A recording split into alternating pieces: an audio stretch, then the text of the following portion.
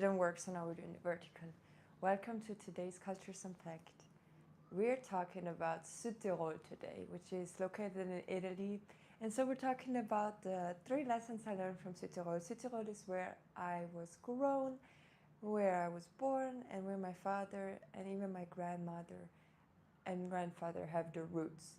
While on my mother's side, we're 100% Czech, or just from the Austro-Hungarian, as well as my other 2 roots.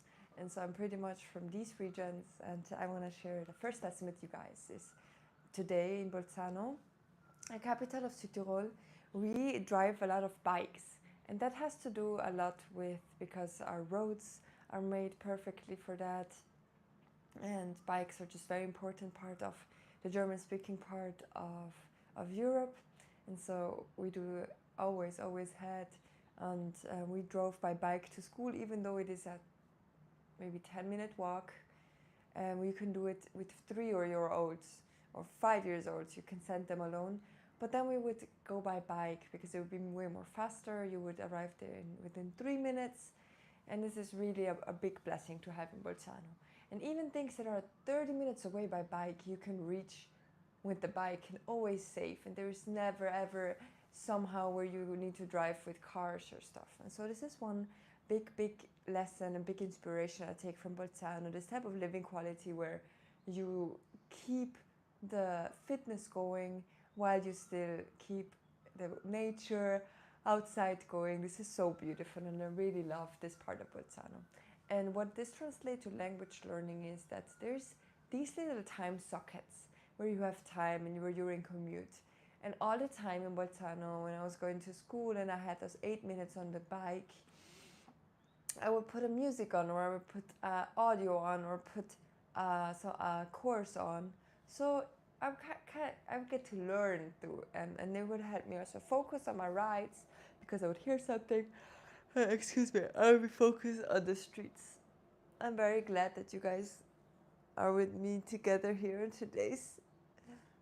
And we're gonna continue with the next lesson from Bolzano. But before we continue with the next 2 West lessons, join the Multilingual Premium Chat. Join the Multilingual Premium Chat. We start on the 1st of January. Every day, exercises and prompts sent to you, and 1 hour of studying max. This can be done on your commutes, and this can be done on whatever your pleasure times. And this helps you become fluent in the basics of a new language. The SSL challenge, okay? Inside you get your first 5 days, the challenge for free. And then you can join the whole monthly subscription. It is $25 a month. And I'm so glad that, to invite you guys for this great opportunity. And now we will continue on talking about the second lesson. Bolzano is located very closely to the mountains as well.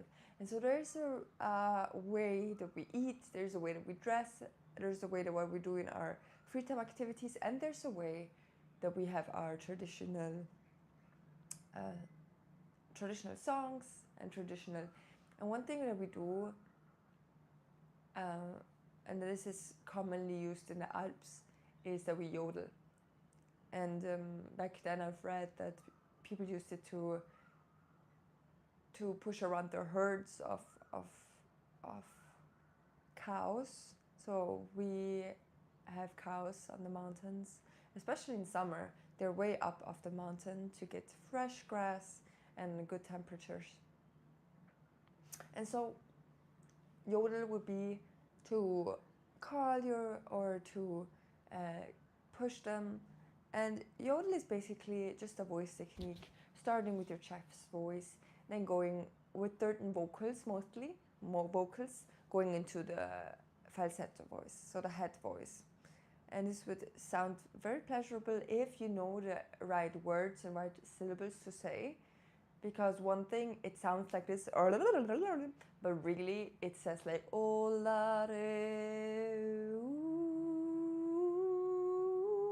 you know, like olare huidi, olare huidi, ola, olare. This is a small version, and it really uses syllables. And now I'm using a little faster version where you can see the syllables.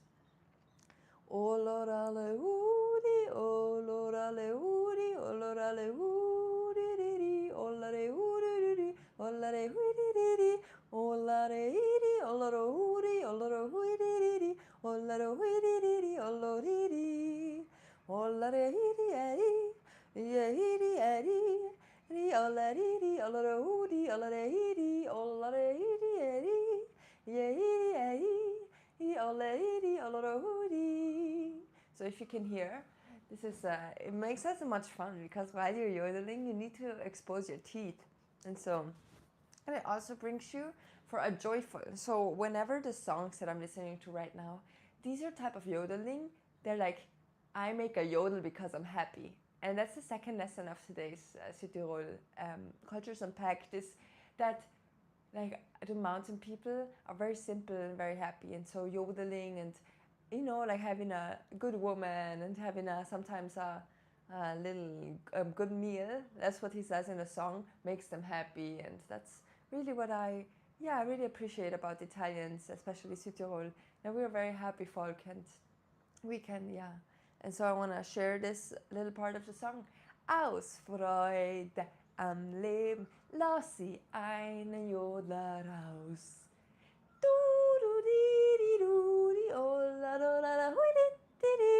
Aus Freude am Leben. Na, na, na, na, na, na.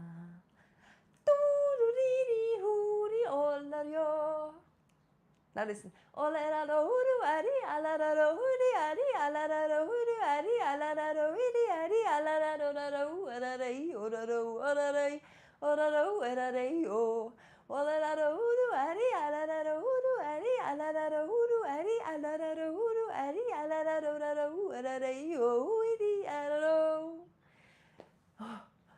Jeder Mensch hat seine Sorgen.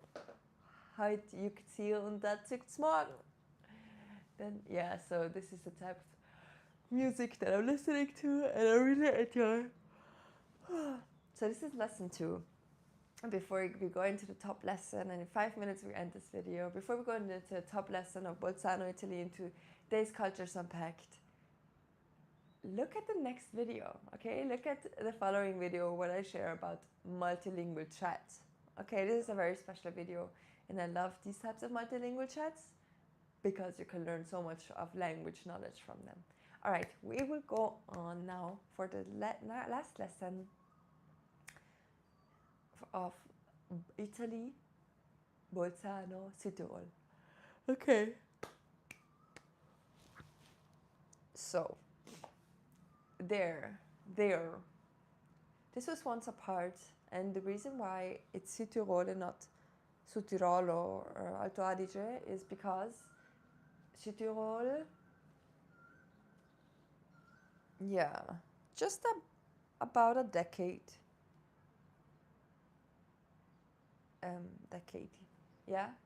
secolo.